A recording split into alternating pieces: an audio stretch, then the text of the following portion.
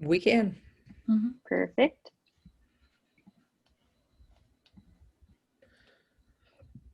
Okay. Are you running us through this, or am I running us through this?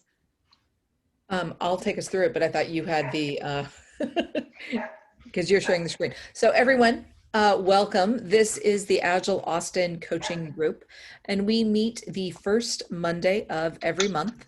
My name is Erin, and the partner in crime that just let her dog in the door, that's Brittany. Between the two of us, we've been working on this SIG for a couple of years now. So we're really glad to have you all with us.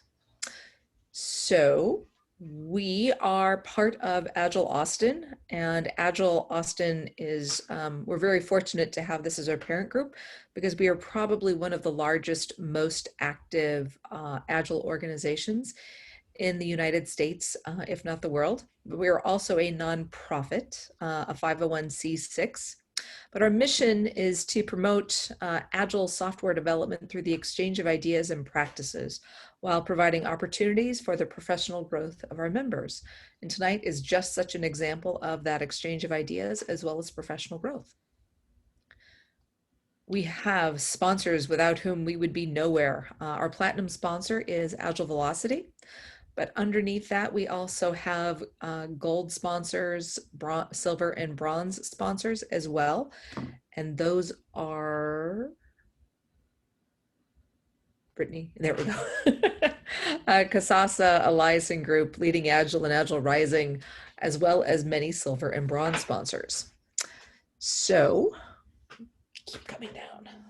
We have lots of different groups available here in Austin. So if you're in this area, you can visit them in person when we are not in the middle of a pandemic. But all of these special interest groups have gone digital and online for the duration. So if you're interested in attending any one of these meetups, you are more than welcome to attend them. You do not need to be a member of Agile Austin. You don't even need to be in Austin. So our purpose, we really want to help people dive deeply into Agile coaching. So you're going to see us have guest speakers, panel discussions, and interactive opportunities. We meet the first Monday of every month when we are not in a pandemic. Brittany's company, UShip, hosts us down in South Austin. But right now we are remote, meaning everybody is going to come in via Zoom, much like we're doing right now. As I mentioned earlier, I'm Erin. Brittany is on the other side, and we've been doing this for a few years now. Okay, so before we get to our marquee event tonight, November 5th, Jill Greenbaum, who is, I think, one of, if not the only, but at least one of the US-based trainers for Vocablo, she will be doing graphic facilitation for coaches. And that will be where we start to learn to, even if you cannot draw, she can help you draw something recognizable. December 7th, Steve Martin will be coming to talk to us.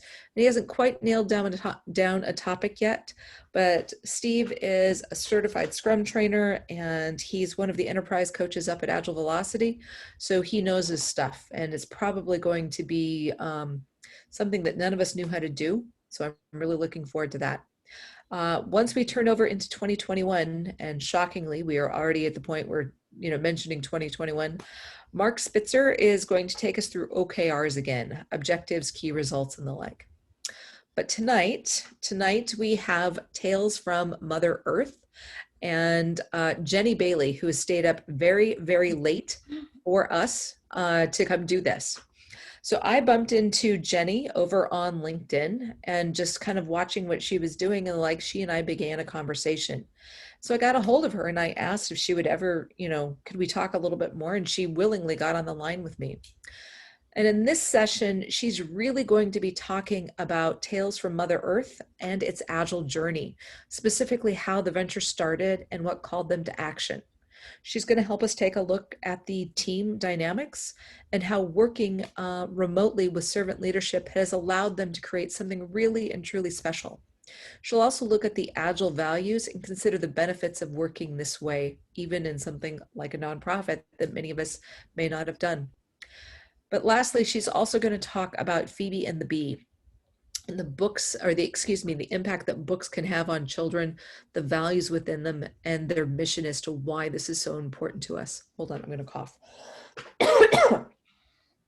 Jenny is the co-founder as well as the author of Tales from Mother Earth.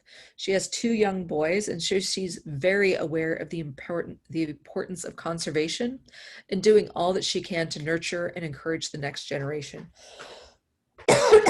I'm sorry, you guys, it's allergy season here, and it's killing me. Her love of nature started when she was a child, and she learned to treasure wildlife, marveling in its diversity, beauty, and accessibility.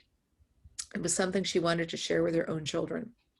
So Jenny, with that, I'm going to turn this over to you, and you can take us through. Okay, so I can share screens, yeah? Yep, you have all the powers. Oh my goodness, now where did I leave it? Where did I leave it? There it is. Okay, let's just get it back to the top. Hang on. Okay, it's gone black my end. Has anyone else seen anything? Not yet. Oh, there we go. That's cool. That's cool. Just left me where I was. That was handy. Okay. Okay, well, thank you, Erin, for that lovely introduction. Yeah, thank you. It's just fantastic to be here, but please do excuse me because it is, I don't know what time it is now. It's 1:45 in the morning with us. So yes, please do excuse me. Although I'm wide awake and I love sharing our Agile journey with anybody really who's keen to listen to us, because I think what we've started is special, but the mission I think is even more special. And our mission really is to, it's so important right now to reconnect children with nature. So let's go through our journey, and I'll take questions at the end, no problem at all. I'm covering not necessarily everything because there is so much to cover, and we'll be here till about 3 o'clock in the morning if I talk forever. So I'm going to cover like the bare points, I think, really, but really focusing obviously on the agility and the business agility, and I'll come on to that in a second. So without further ado, a little bit about me. Yes, I've worked in the Agile corporate space for an organisation called the Agile Business Consortium, formerly DSDM, and I don't know if anybody has actually heard of DSDM, but they are the instigators of Agile PM and Agile BA, and Agile Program Management, and a few other books and courses, and they work very heavily with APMG International as well. So I joined them in 2015, early 2015, and before I knew anything about Agile, it was a bit of a awakening moment for me, because I'd never heard of Agile before. And I remember going for the interview and thinking, what is all this about? Because I was going in as a marketing executive. And it was quite interesting because the people that I was speaking to in the main reception thought the company was into publishing. They didn't really know what Agile was either. So it really opened my eyes, having that interview, having obviously done the research beforehand on the website and getting an idea of how it works. But to me, it all made sense, because I'd come from an industry prior to that where I was designing websites with clients, for instance, and I would never sort of take a brief from my client and go, okay, there it is, there's your website, that's what you need. All your solutions are there, all your requirements are catered for, that's it. I just wouldn't have worked in that way. I would have worked iteratively, I would have worked collaboratively. So once I looked into Agile in a little bit more detail and actually qualified as an Agile PM practitioner as well, it just all made sense to me. And obviously then you put the life cycle and the philosophy and the processes and the rules and the regulations around it to make it a little bit more structured, if you like. But the premise of Agile was always there. So I was head of corporate relations, and I was also head of events. And by doing that, I was putting on large events in London, the Agile Business Conference that I managed in London for a period of 4 years. I was organising the programme. So I was speaking to a lot of thought leaders. I was speaking to a lot of keynote speakers. who I was bringing on. I was speaking to a lot of the big sponsors. And through that process as well, I was able to start a webinar program where I was actually talking to those thought leaders.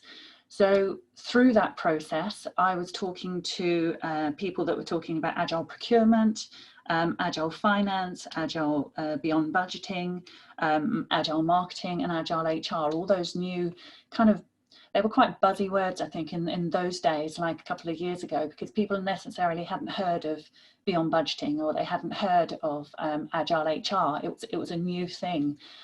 So people were really interested. And then obviously agile marketing, that's also a new thing, but that's taking off currently.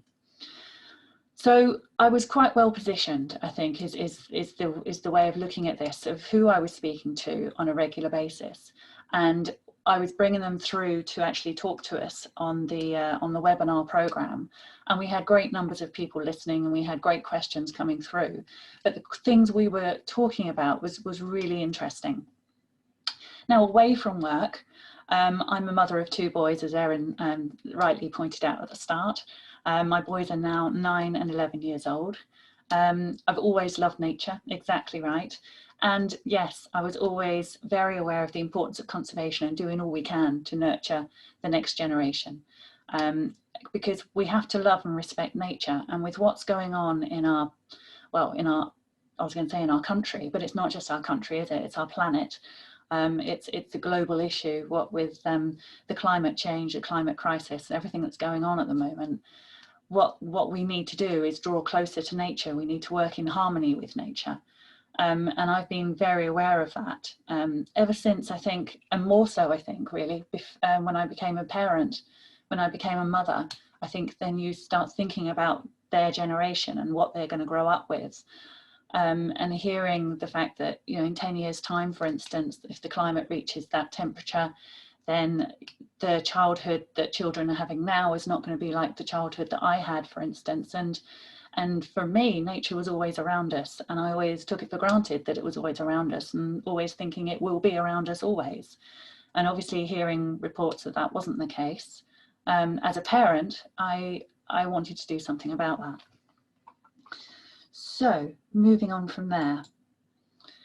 So like I was saying, changing times really, and you can't get much more changing than currently what we're going through, because we are going through an incredibly difficult changing times, and we do have to be flexible, and we have to be adaptable, and we have to be changeable really. We have to be able to manage this this world that we're in, and we have to work out how we can manage it. But what happened for me back in late 2019 was a new CEO swept into the organisation. The old one had been there about 18 years. And he, I guess, wanted a new guard. He wanted to move on from maybe the old system that had been in place, that had been working. So there was an out with the old, if you like, and in with the new. And I was one of the ones that was out with the old. And at the time, it was a very hard pill to swallow.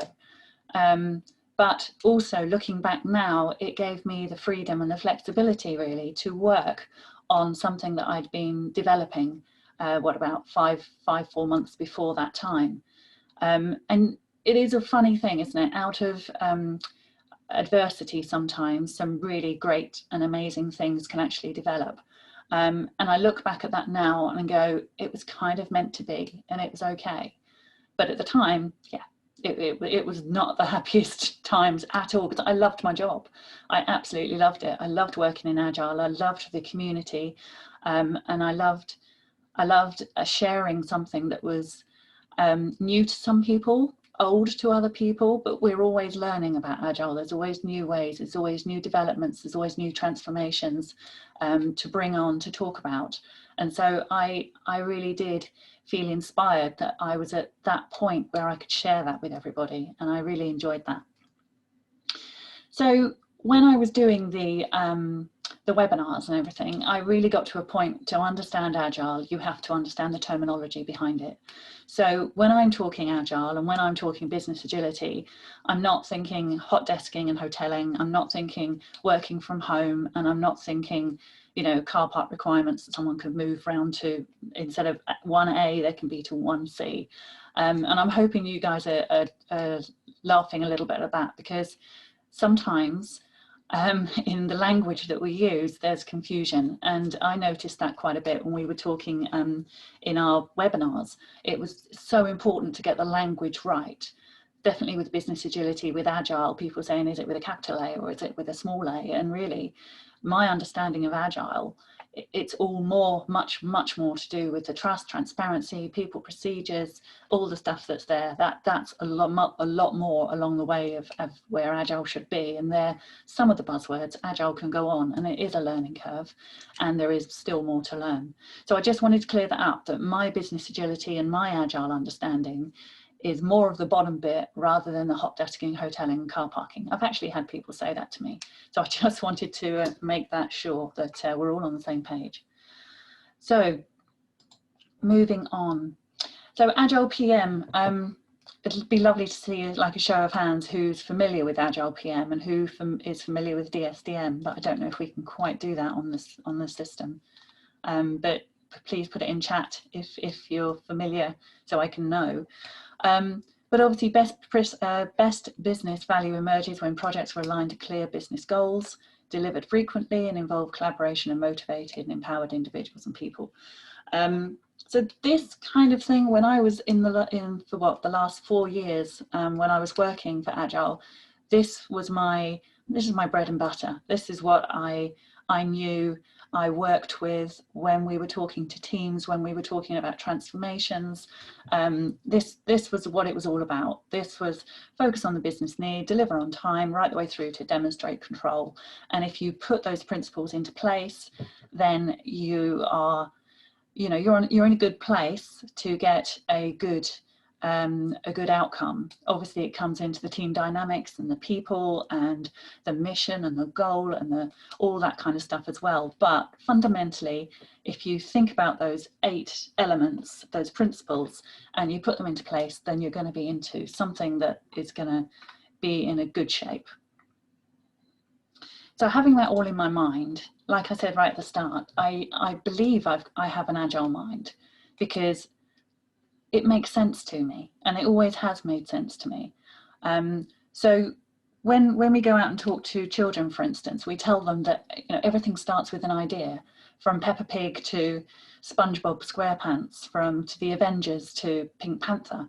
It all comes to an idea, and that's what we had. We had an idea, but there was a catalyst for me to have that idea as well.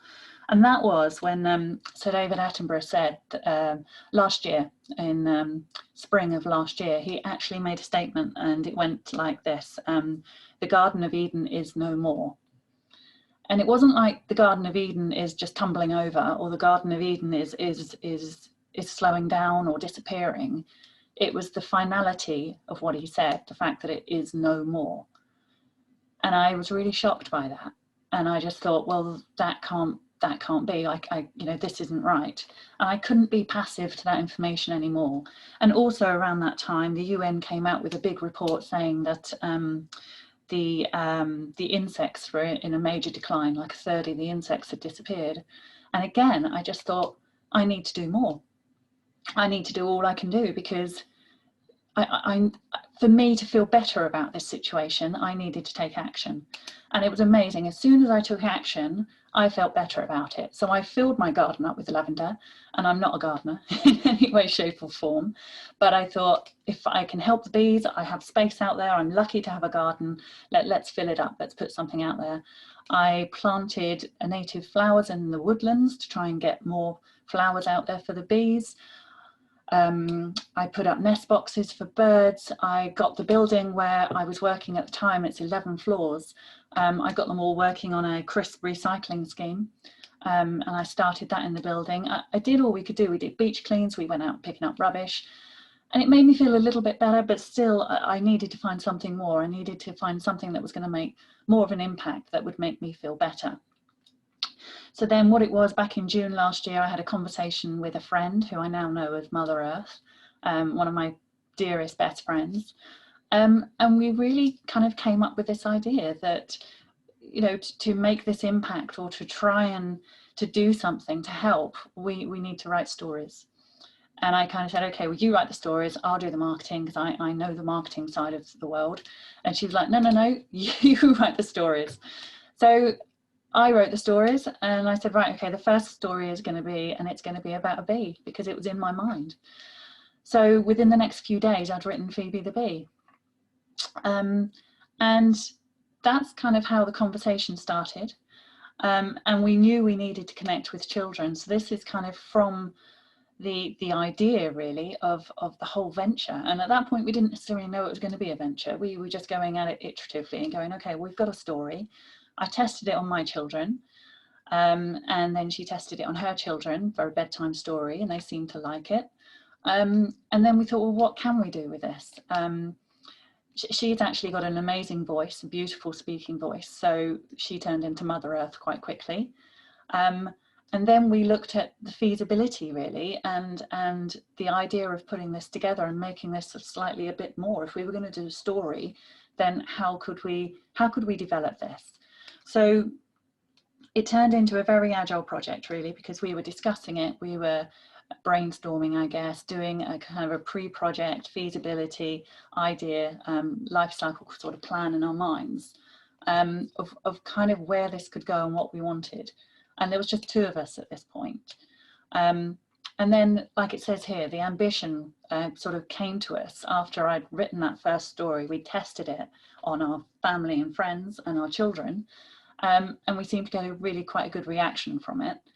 And then we thought, well, okay, what more can we do with this? And we came up with the idea of having the ambition to create a series of realistic and touching animal and insect children's stories that are going to be audiobooks. Because what we wanted, if Mother Earth is actually narrating the story to the children, then the children are going to feel more emotive, more connection, I guess, with Mother Earth, to listen to the story and to take in the message.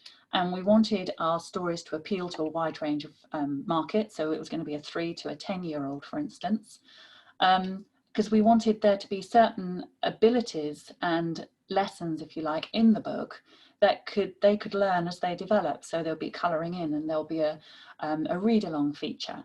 And there'd be a quiz in there, like a puzzle of some kind.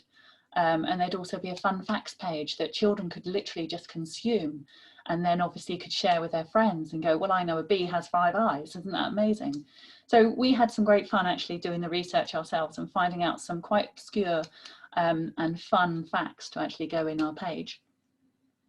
And what we actually wanted was, because the planet, the wildlife is in such bad array, we thought if we start with the children with this Agile project, we start with the children, if we can focus the market to the children and we can speak to them.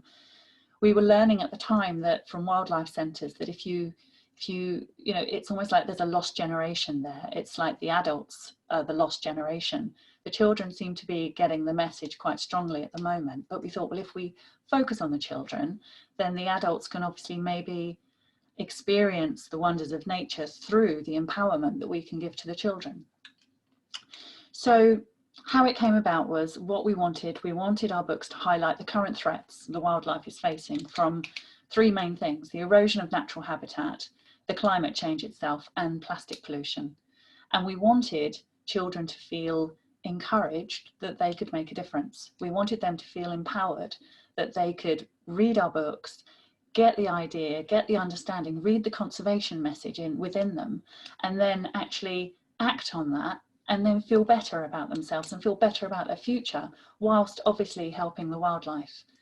So that was the idea. That's what the kind of the whole project idea was that we put together. So moving on from there in our Agile minds, we started to form a plan.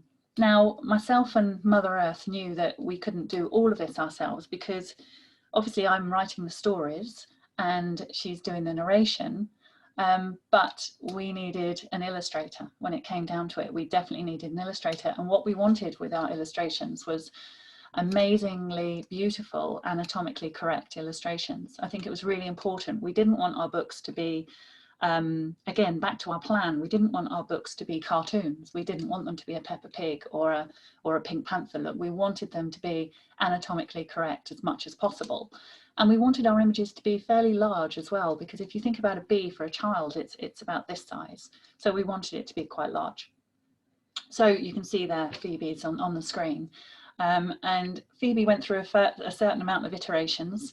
At one point she looked a little bit more like a wasp, and we had to get the colour more honey colour.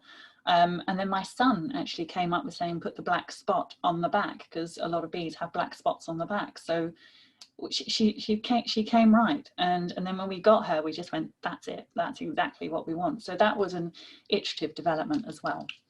So we found our amazing illustrator, Emily, a friend through a friend, believe it or not, and that was meant to be as well. So we found Emily. The narrator we already had in the co-founder with myself, Mother Earth. Then also we needed music, because music is so emotionally driven, and it can, again, really connect children to the story, and also connect children to the message, and also connect children to Mother Earth. Music can take you places, there's no doubt about it. And so we needed to find a composer that could write to our wishes, I guess, in a way. If we said, right, I want a piece of music that evokes nature. Chris, our composer, did that for me, because he's written a piece of music called Mother Earth's Theme, which is actually number 4 on the CD that accompanies the book. And it's the most beautiful piece of music, and it's actually a lullaby. And I asked him to create a piece of music that evokes nature to us. I wanted to feel the wind in the trees and the majesty of nature and the grandeur of it. I just wanted something that captured all that. And he did. He wrote the most beautiful piece of music that's Mother Earth's Theme. It's like a canon, so it repeats and it crescendos, and it's gorgeous. And I know it's actually a lullaby, because I fell asleep in the studio when we were recording it back in October. So I've worked with Chris before, so it was very easy really to find our composer, and he's in the team and he's fantastic. Our story editor, now he actually works, he's Dwayne, and he actually works as a primary school teacher. So that's perfect, isn't it? That makes a perfect connection with our market, primary school children, Key Stage 1 and Key Stage 2. And he would know, and he would be able to take my words and link them in a certain way, or put them in a certain way that would cover off curriculum values, which I thought was a really good thing as well. And then the author, that's myself, as well as the co-founder, and that just makes sense because we need stories. So I started writing stories of animals that you and I can help. Basically, you and I feel empowered that we can help. Once we know how to help them, we can go and help them, and that's what we wanted our stories to be about. We always gave our team, once we all came together and we were all passionate about helping children feel connected with nature, drawing closer to nature, and knowing that, you know, like just any actions they do can make a difference. So no one is ever too small to make a difference. And we actually say that now when we're at our events with children. So we gave them that servant leadership. We gave them the objectives of what we were all searching for. They knew the goal, and then they had the space and the autonomy to actually be creative. They were all in their own fields, a composer, a story editor, an author. They were all there to do what they wanted to do, knowing what we wanted for the end result. And they weren't afraid to put their ideas forward. And I think all ideas came flowing through, and it was a really good mix to look at what was possible, and then really pinpoint, because obviously this was our first story, and at that point we didn't necessarily know there was going to be a lot more, but we liked the idea of what we were doing. It felt good. This journey certainly felt good. So with that servant leadership, the team just developed, and with the collective mission, everyone knew their role, and the trust and transparency was right there, right from the start. When I went out to say, you know, this is what we're looking to do, would you like to work with us? It came that simply. And for Emily, for instance, we looked at a few of her designs. We got an idea of the feel of how she likes to design.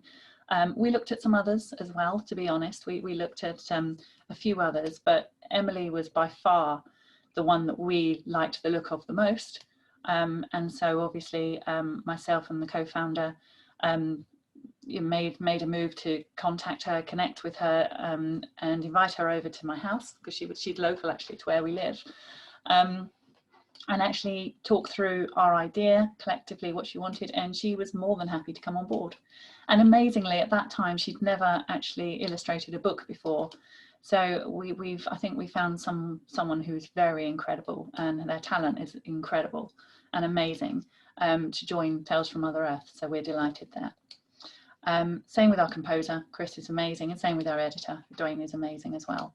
So we had our team, and collectively we have a, we're all passionate to connect with children through our individual talents to come together for Tales from Mother Earth. So the plan continued. So what we needed to do now was we needed to look at the format of the product. We needed to think, well, what do we want on the CD? What do we want inside the book? And then we knew once we'd got this bit developed that then that would be the standard, if you like, of our brand moving forward. So we worked on some crossword ideas and some other puzzle ideas, and we literally just came to a decision that we wanted the fun facts page, we wanted the read along feature, we wanted the 2 pieces of music, we wanted the full read with the conservation message, because the conservation message was paramount, and also, so there's 4 things on the CD. So you get the full read of the story with the conservation message, you get the read along version with the page turning sound bites, you get Phoebe's theme music, which is the music that backs the full read, Phoebe's theme, and then you get the Mother Earth's theme. And then in the book itself, you get the full story. Obviously, you get the conservation message, you get the puzzle, you get the fun facts, you get the colouring in picture, and you obviously get then news of our next book. And that's when we had to think, yes, we are going to do another book. So going through the process, things started to happen, things started to come together. We started hearing the music, and we refined the music to exactly what we wanted. But Chris got it. It was only a few tweaks really of just maybe the beginning that we changed. I mean, he got it. He absolutely got it. Same with the images. We were blown away by the images. We started looking at the marketing and promotion of this. And amazingly, when we took our prototype out, we got some huge support. We got other conservationists and television presenters like Chris Packham, for instance, giving us a quote to go on the back of the book because he was so impressed with our book. We also got some more support from the British Wildlife Centre. When I told them about our venture, they said, well, could our logo go on the back of it as well? So we were off to a great start, we really were. The business structure we looked at, and the other details there we looked at as well. So it was a very large learning curve for us all, and myself and my co-founder, Mother Earth, worked systematically through that. Okay, so moving on. So we developed iteratively, and then we went into testing with the prototype around October time. So by this time we had our first book. I've got a copy of it somewhere actually, but no, we probably won't need to show you that. And we took it out to market. We took it to the nurseries and we took it to families with small children. And there's nothing more nerve-wracking than giving your book to a 3-year-old, or via its parents to a 3-year-old, and then sitting back and watching them kind of destroy it. it was nerve-wracking, but I think we got about 10 or 20 prototypes, and a few of them came back to us. But all reports and with our feedback, everybody seemed to love the concept, love the music, love the story, love the simplicity of it, love the message, and it just all seemed to be very, very positive. Phoebe was a hit, which was just wonderful. So we made a few enhancements, obviously in the Agile process. This was our first prototype. So we made a few enhancements to it from the feedback that was gained. One of the ones I can remember, I think, was the National Trust pointed it out to us, was the fact that we said something about adults can, what was it, something about weeding and boiling water. And obviously we made a point of saying adults only need to be weeding and using boiling water. So we covered that, we made sure. We also got an expert, a bee expert, to actually look over our book, because we're not necessarily experts, but we wanted the book to be on firm foundations and factual when it comes to bees, obviously. So we got a bee expert to actually look it over as well. And then we took on any more information from him or more enhancements that he suggested as well. So that was really great. And we made a point, obviously, then with every book we do, we will get an expert of that animal that's featured to actually read it through before we obviously go to full publish. And then we also, when we had our prototype in our hand, we went out and looked for established stockists. So we got some established stockists in for this area as well, which was fantastic.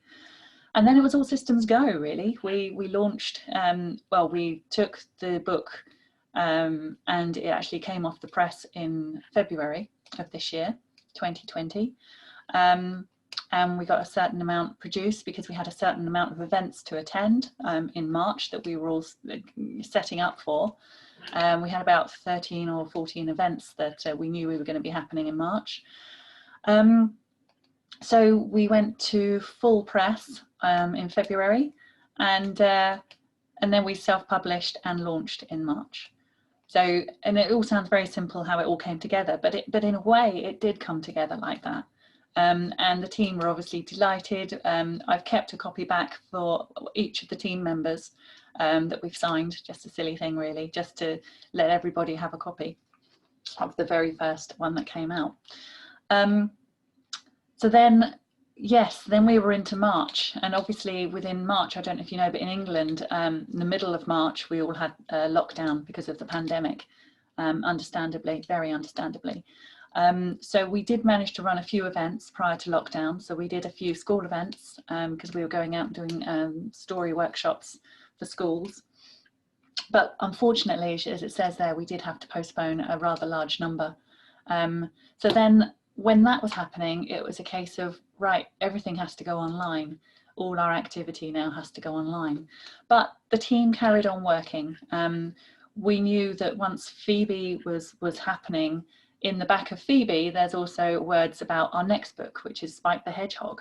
So amazingly, it was just a process, I think, really. I've actually now written 7 stories that are going into the Tales from the Countryside series.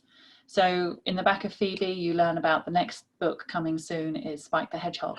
And I'll tell you a little bit more about Spike later. But the team itself just carried on with the agile working. And really, I mean, it has been a huge key, I think, to the success of Tales from Mother Earth. Everyone works from home. Everyone has their all autonomy. They're free to be creative. It's open communication completely. I mean, that's just the agile way, and that's the way it can only be. We communicate continuously and clearly. There is a sign-off process. Of course, there has to be. Someone has to take that responsibility, and that's the co-founders. We do have clear understanding of what we wish to achieve. I think myself and the Mother Earth, our other co-founder, I think had a clear understanding between us of what we actually wanted, and obviously that helps in the process of making this happen. And everybody is working towards the same goal. So there's no unhappiness in this team at all, because everybody is working towards the same goal, and we know what the goal is, and we know how important the goal is. So it works. The trust and transparency works. The communication works. It's just the most loveliest agile project I think I've ever worked on, where there's no issues. And if there are issues of any kind, they're solved extremely quickly, because we have that open communication, we have that trust and transparency. But I think the biggest thing is the fact that we're all working towards the same goal, and we know what goal that is. So so then it was all about Phoebe the Bee that obviously launched in March. So we're doing events, we're doing story workshops and assemblies. We're going out to schools, which is just fabulous, and to see the engagement you get from children is just amazing. We did 2 last week, and we hadn't done back into schools since March, and so it was wonderful to get out again last week talking to schools. And we were also at an SEN school as well, which is a special educational needs. And that's an added benefit, I think, in some ways, the fact that our book actually relates to children that have got special educational needs. And I think that comes down to the fact that our book, it does obviously spread over a large age from a 3 to a 10-year-old. And we feel it can be one of those books that can be on a child's bookshelf for probably about 5 years, and they can consume and grow and develop with it. But more than that, I think, in the respect that it's got so much of different levels of understanding and ability elements within it. So you see some children only just want to look at the pictures, and other children might want to just follow the B lines on the pages. Other children might want to have it read to them by their parents or their guardians. And other children might just want to listen to the story, or they might want to listen to the music. There's so many different elements in it that it can appeal to such a wide range of children. And it can obviously be mixed and matched as well. It can all change around, and they can get a lot from this book.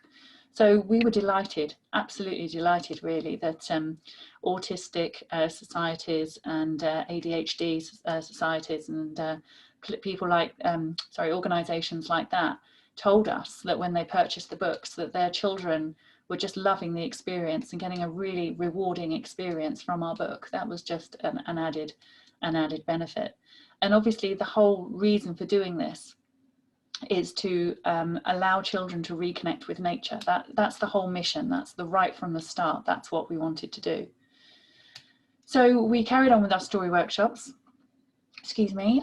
We did our craft fairs and event days at wildlife parks and farms, etc. And it's wonderful because children do leave our sessions buzzing. I mean, pardon the pun, but they do. They're aware of how important the bees are. We talk about pollination and we talk about honey production. So for instance, I don't know if you guys know, but I can't actually do a test, so I'm just going to have to tell you at the same time. But a bee can produce in its lifetime, which is like a 5 to 6 week life cycle, it can produce a 1/12 of a teaspoon of honey in its lifetime, which is quite mind-blowing when you think about the big pots of honey that we all have and we all stick on our toast in the mornings. Because you know, one of those kind of pots that you get that's kind of in the supermarket, there's probably about 280, 300 bees that have actually produced that honey for you. And when we tell children facts like that, their jaws just literally drop and their engagement just increases. It's just brilliant. It really is. We also have another, it says they're devised engaging games and structures for our workshops, because we also talk about pollination and how important pollination is, and the fact that every 3rd forkful of food you put in your mouth, a bee has helped it get there. And yet these bees are in decline, and we need to help them because their habitats are going, and because the flowers aren't around anymore. And that's the whole premise of Phoebe the Bee. You know, she's a bee, a worker bee who's trying to save her hive, but she's finding it incredibly difficult because she's flying around and she needs to get to about 2,000 flowers per day for the nectar and the pollen.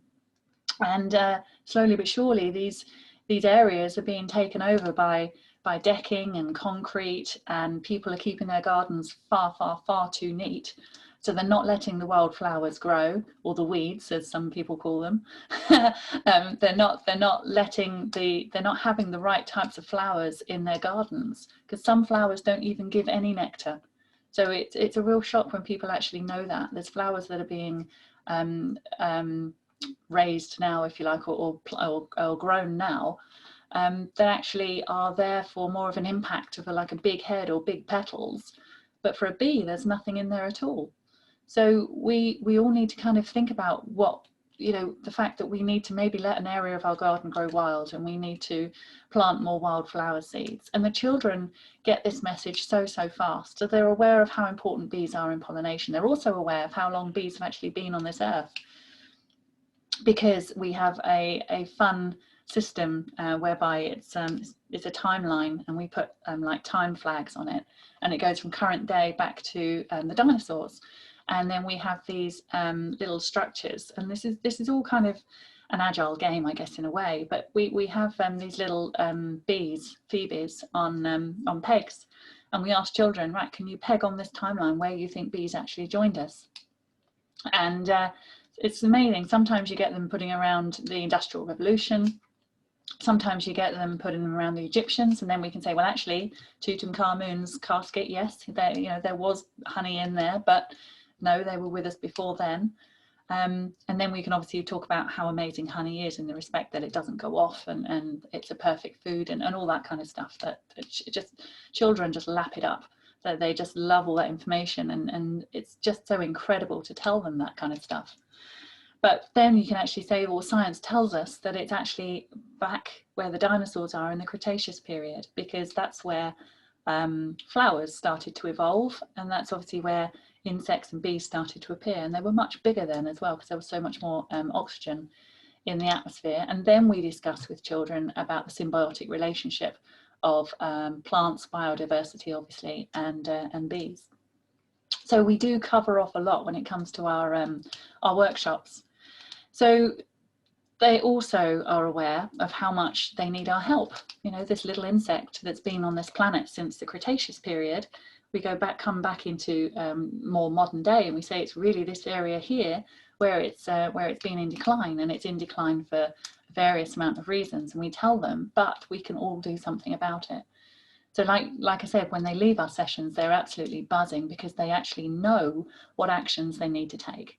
They know that, I mean, that they're shouting at us basically that they need to plant more wildflowers and get more flowers out there in their garden. And they know now that Phoebe needs, what, 2,000 flowers per day to keep everybody, or to keep her thriving. So that's just purely about bees.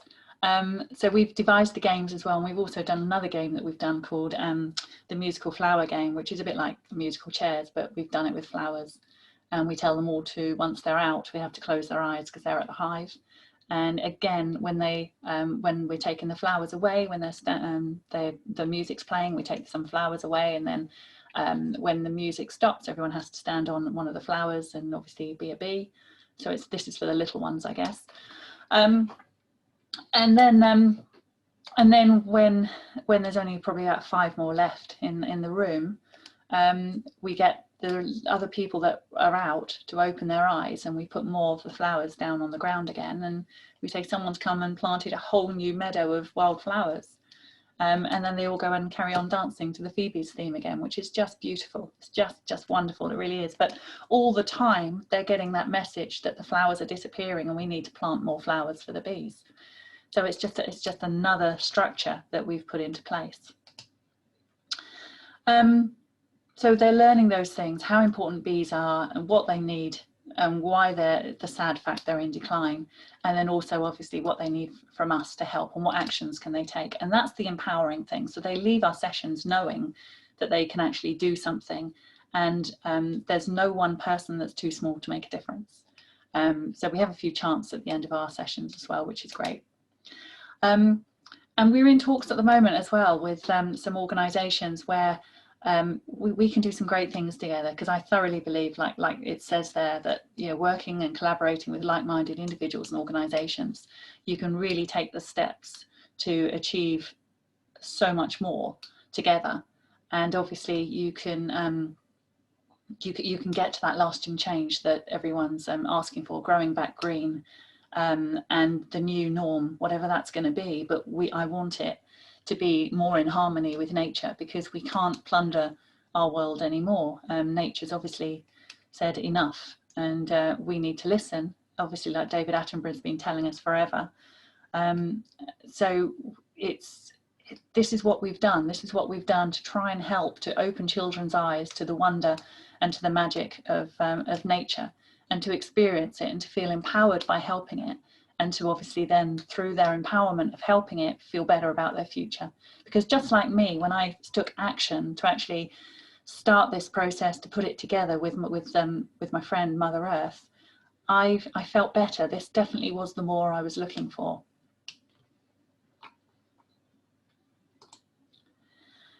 So what's next? Obviously, like I said earlier, I've written another 7 stories now, they're all with animals that we can all help, we can all get involved, and we can all do something about. So I mentioned Spike's coming out next year. Spike's all about the hedgehog highway, the fact that we all need to make some holes in our fences to allow hedgehogs to roam. Hedgehogs go about 3 miles every night. They're nocturnal, but they have a desire in them to go from A to B. And if they can't go from A to B, they're going to keep hitting their noses against the fences and against the structures and everything that's in your garden that's stopping them getting there, because they have that desire to move on and to find their homes. So that's Spike, and he's going to be coming out next year, and that's the story of Spike. So he keeps hitting his nose, and the message there is, you know, we need to simply open up our hedgerows a little bit more, open up our fences, cut a hole in our fence, and how we can help hedgehogs. They're lactose intolerant, by the way, so don't ever give them milk or bread. It's normally cat food or dog food, but not fish varieties. And there's more in the conservation message there, obviously, for hedgehogs too. The other thing that has been fantastic through this process as well is the fact that it's allowed me to speak to so many conservationists, so many ecologists, so many scientists about everything, every topic under the sun, really.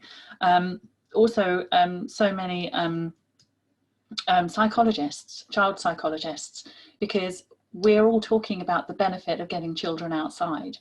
And I didn't really know. I knew fresh air was always good for us, but I had no idea how important it is for children to be outside and connecting with nature, from holding maybe a butterfly or a ladybird on their hands when they're tiny, because they see that as magic, and it's a life form, and it's just incredible.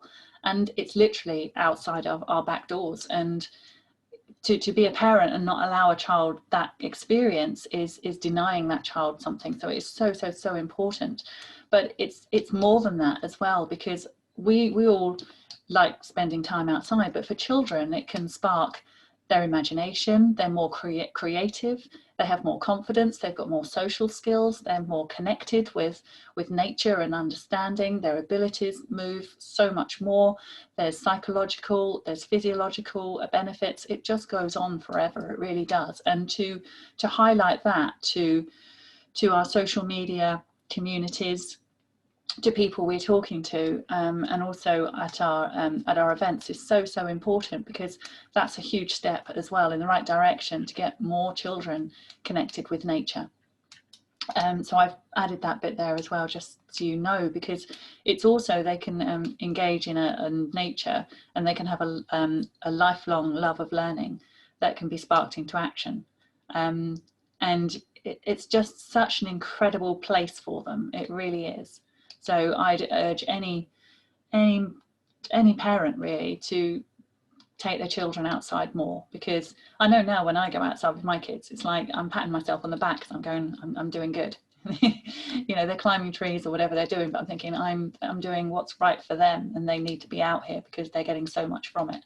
That's why forest schools are so popular. I don't know if you have them over there, but they actually have outdoor classes and forest schools, and we're talking to a lot of forest schools, and they're saying that our books actually give them a huge amount of substance for lesson planning and lessons and learning, so that they've been purchasing some as well, which is fabulous. So I think that's the end of our journey so far. You probably know from me now, I can go on forever talking about this because I'm so passionate. My whole heart, desire and soul is in this project. There's no doubt about it. And I think leaving the corporate world, obviously I've still got very much the Agile mind. I'm very much understanding the Agile process, and I would never go about this any other way. But I think it's meant to be that I'm the author and co-founder of Tales from Mother Earth, because I'm loving this journey.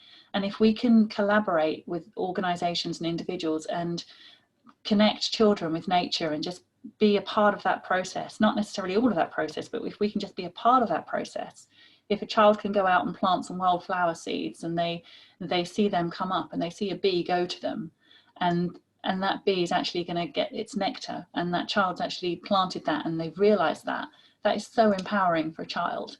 And for us to be part of that process, I'm honored and delighted to be part of that process.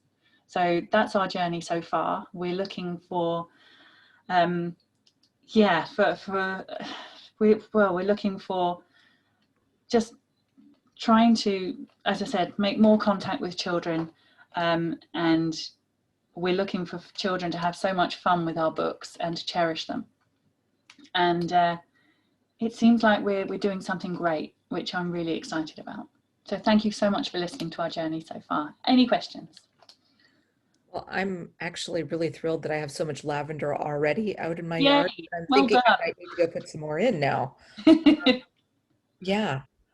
Uh, how much time do you think you might have saved yourself by doing this as an agile project? You know, doing this in an agile fashion. Yeah,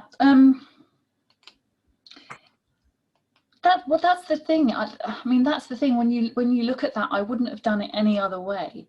Yeah. I wouldn't have kind of gone, right, that's our requirements, let's just go out and get that, and that's the solution that we're looking for, because I cannot work in any other way. I know from publication, from launch, from idea, people are astounded and going, wow, it hasn't even been a year yet, how did you do it? Right. And I kind of go, well, it kind of all fell into place and it happened, and we did it. And it really was like that.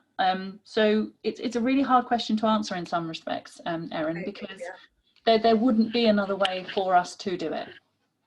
I'm also curious, but I'm also thinking that if you had not already been functioning as, you know, a mature agile team, Yeah. when the pandemic hit, I wonder if any of this would have been possible or if things would have just kind of gone off the rails. Well, I mean, we're quite online anyway in terms of our communication. I mean, I've got 3 of us living in this area, but we connect over WhatsApp and Skype calls and that kind of thing. We've got West London is Mother Earth, and then in Wales is our composer. Mhm. So we've only ever got together once, and that was for a Christmas drinks last year. That's the only other time we've all kind of been in the same room, really. And I'm hopeful that you also could have Christmas drinks. Yeah, yeah, that would be good. That would be good. But in terms of working it in any other way, I don't know, you would still be at the drawing board, wouldn't we, if we really went back to it and putting it into a non-agile way, which yeah, I guess we'd still be looking at our requirements and scratching our heads. I don't know. So out of curiosity, I know we have Phoebe and we have Spike coming in 2021, but who follows Spike? Bandit the Blue Tip, Mm. the Bug Hotel, Sunny the Swift, Piper the Bat. I should show you actually, Phoebe the Bee. This is Phoebe the Bee. And hang on, I'll just show you Spike the Hedgehog. There you go, that's Spike the Hedgehog. Oh, hi, Spike. Yeah, that's Spike the Hedgehog. We have armadillos here in Texas, not hedgehogs. Okay, all right. And that's our crossword. Mm-hmm. And then our Phoebe the Bee picture, and that's always going to be the front cover. That's the format we've gone with now. That's always going to be the front cover of the book. Mm-hmm. That's our fun facts. Yeah. The bees travel like 1.5 times around the world in their 5 to 6 weeks period. 2,000 flowers a day. 1/12 of a teaspoon of honey they make in their lifetime. It's really going to make me think about how much honey I put in my tea now. Yeah. I'm sorry, I won't do that again.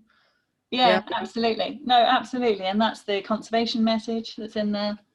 And then the story. And yeah. And children really love the images because like we said, for a bee, for a child is this size, but our images are, Emily's just done such an amazing job. They're just beautiful and really bold, and a child said it's almost like you're flying with them. You know, that's the bottom up one in the flowers. Wow. So we've tried to think of everything, and we've tried. I mean, we're creative people, I think, in a way. I've always been creative. I mean, I'm a singer-songwriter as well, so that's how I knew Chris. So And I think being a mother has helped, because Mhm. you kind of can set out what you would like, you think your child would like to Yeah. investigate in a book. And it is a bit of an investigation, and books can take children to so many different places in their mind. Mm. So yeah, no, any other questions? Sorry. Yeah. So everyone, if you have a questions, just please feel free to come off mute and you can ask Jenny directly. Or if you like, just enter them into chat and I'll pick it up there too. I remember being in France a couple of years ago, and the lavender there was just literally humming with both bees and hummingbirds. And Okay. whenever you Yeah. see a tree or flowers doing that, it's almost like, oh, and just watching these bees almost just drunk. Yeah, yeah, they're the happy ones. Well, Yeah, I mean, it's amazing, because bees obviously are taken round in containers these days to farms to obviously pollinate the crops, because it's not done naturally anymore. Um, and and they are such the most amazing insect. They really are. They're not born knowing what they do. They learn what they do. oh, Um, really?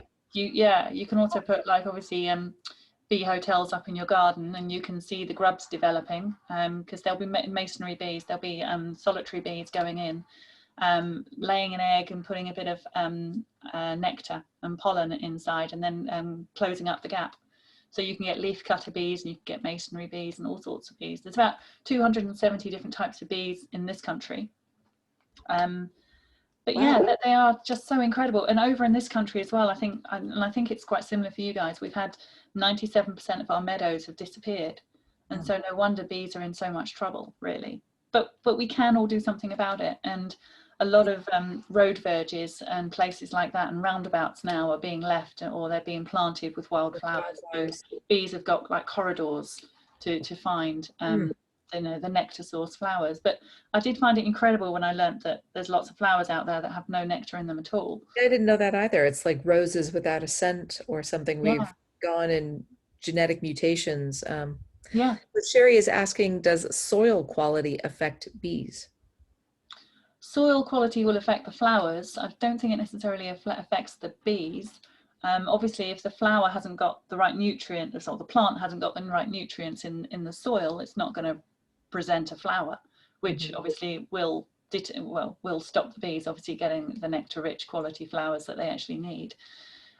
Soil is an issue, actually, isn't it? Because we do Yeah. need to look after our soil as well, because the nutrients are depleting as well. So So there's a Sherry's lot we also need to do. asking, yeah, if soil quality then also affects honey. If they're not able to, if they don't have any flowers, they're not going to be able to make honey then either. Yeah, yeah, that's right. We need to make sure the soil is nutrient rich, so the plants can grow in the first place.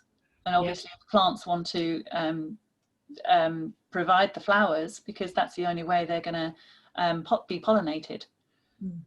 So that's how they Robert- obviously procreate. Yeah. Ken Roberts was asking, what do you think was your biggest learning from this? Let's just go from part one of Phoebe. What do you want to take from Phoebe into Spike? Well, we know with Phoebe, it was a learning curve in terms of the format that we were going with. With Phoebe to Spike, we know the format now. We know the structure of the book, and I don't think it's going to change now. So we know the colouring in picture will always be the front cover. We know the order of the book as well. We also know the order that's going to be on the CD. So we've standardised, if you like, our brand offering, which I think is really important. And so you might be able to go more quickly than, Yeah. yeah. Well, in all honesty, we had Spike ready to go for September, just gone. But we wanted Phoebe to be able to fly a little bit more. She's actually been given the title, or bees have been given the title, of the world's most important living species on this planet. Okay. So with that important title, we thought we'd let Phoebe fly a little bit more first, because she seems to hold the champion position for the environment as well. Yeah. And obviously the environment is in such people's minds at the moment, or it's literally behind the pandemic. You get straight back to the environment. And we just thought, let's not dilute the message. Let's just keep it strong with Phoebe for the whole of this year. And then we'll look at Spike for next year. But Spike was pretty much ready to go. The music was there, everything was there. And in a way, this whole project is like a labour of love. I mean, Chris loves writing the music. He loves calling me up and going, have a listen. What do you think of this? Emily loves doing the pictures. I mean, I've never drawn a blue tip before, and she's got Bandit just beautiful. She really has. And when we started working on Spike as well, it was just incredible what she can achieve. So Mike was asking if you had identified areas to change or to improve in your processes so that Spike could be out more quickly, but I think you might have just answered that. So Spike's ready. I think those really the areas we've identified, because Phoebe was the first, it really is the standardization now of the format. So we know we don't have to experiment with page numbers now, because we obviously had to do that with Phoebe. We thought, are we a 36? Are we a 40? Are we a 4-side cover? How's that working? Are we a hardbacked cover? And what are we going to do about the binding? Is it perfect binding? Is it staples? And we had all that to contend with, because we didn't know, but we've got that format in place now, and we've standardized that. So now when we go with the others, and we can scale that through, we'll be in a position to know, and the team will know exactly what we're after and what we need. Also, like for instance, Emily, we wanted images to go on the tile images as well. So when we were doing Spike, Emily just came up with some tile images, so we didn't have to ask her. She was just there with them, and that was fantastic. And instead of doing the bee lines like we have in Phoebe, like these little bee lines here, where you can see like children would put their fingers over, well, Spike's going to be his little footprints going over the page, for instance. So it's just those little extra added things that that children can relate to and play with and have fun with. So all the while taking in the message, which is really important, that they can make a difference and they can reconnect with nature, because I think it's 1 in 3 children at the moment are disconnected with nature. And it's just this is a great way to help bring them back. So everyone, if you have small children or no small children, this would probably make a lovely holiday gift for anyone. Yeah. I was just thinking about that for my nephew. Love it. I'm out there clearly planting more lavender now. Yeah. So Jenny, any more questions for Jenny? I probably went off on tangent a little bit too much on the project rather than the Agile side of it. But the way I see Agile, like I was talking to Brittany earlier, it's very much a case that I have an Agile mind. And I think when I went into the Agile industry and into the corporate side, I understood a lot more. And obviously doing Agile PM, I understood the life cycle and the process in Agile project management. And like I said also to Erin, I wouldn't do this any other way, because it just makes sense to me. I wouldn't have gone off and put our requirements together without prioritizing them, for instance. I just wouldn't have done that. But what we had, and we had to find our 5 pegs, if you like, for our system. We had to have a narrator, we had to have an author, we had to have a story editor, we had to have a composer, and we had to have an illustrator. They were priorities. But the rest of it, do we have to have, I don't know, a page on Instagram, or do we have to have our Instagram connected with our website, and do we need other things? And that's followed on, further down the line. So we have prioritized, but the 5 things we got were clear, and I wouldn't have done it any other way. Good. So Brittany did drop a link if anybody would like to find Phoebe for gifts for other people in their lives. Brittany posted it there, and she also posted a feedback link. If you guys have feedback for this group, what you'd like to see in the future, what else you'd like us to bring speakers in on, if you'd fill that out and get this back to us, that would be great. But Jenny, thank you so much. I mean, this is really lovely just seeing, it's like, the one nice thing about being virtual is that we get to experiment with things and with people that we may not have ever been able to before. And this is a perfect example of it. So thank you. Thank you. I appreciate it. All right. Yeah, thank you so much. No, it's wonderful to join you all. Thank you. Thanks. Everyone, we will be having Jill Greenbaum again be with us in November. And even if you cannot draw, Jill will help teach you to draw, especially if you are a Scrum Master or a coach or an Agile leader of any variant. she will help us to make figures and drawings and the like that are recognizable. So join us same time, same bat channel next month, and we'll see you then. Thanks, everyone. Bye all. Thanks, everyone. Bye bye. Take care.